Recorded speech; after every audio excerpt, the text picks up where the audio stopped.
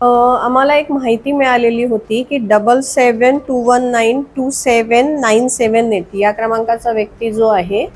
तो मोबाईलवर महिलांना बोलवतो आणि त्याचं जे ओयो हॉटेल आहे, ओयो हॅपी स्प्रिंग हॉटेल आचर्च टावर येथे, तिथे त्या महिलांना ग्राहक उपलब्ध करून देतो आणि ऑनलाईनद्वारे पैसे घेतो आणि त्याचा संपूर्ण व्यवहार ऑनलाईन आहे. ही माहिती मिळाल्यानंतर त्याची आम्ही खात्री केली आणि मग अनैतिक व्यापार प्रतिबंधक कायद्याच्या तरतुदीनुसार पंटर, ग्राहक आणि पंच यांना बोलवून ऑनलाईन पेमेंट कसं करायचं, ऑनलाईन पेमेंट करताची संपूर्ण तरतूद करून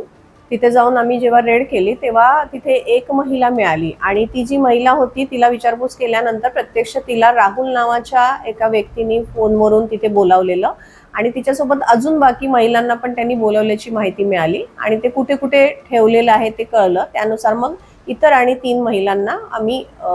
ताब्यात घेतलं आणि या 4 पीडित महिलांची सुटका करण्यात आलेली आहे. आणि चेतन विजय चकोले ज्यांचं ओयो हॉटेल आहे ते आणि त्यांच्याकडे काम करणारा युगान दुर्गे,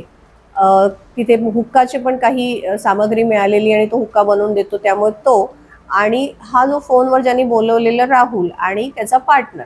दिलीप यांच्या विरुद्ध हा गुन्हा दाखल करण्यात आलेला आहे पोलीस ठाणे सदर येथे. या संपूर्ण याच्यामध्ये 85,000चे 2 मोबाईल आणि इतर हुक्काची सामग्री, त्यानंतर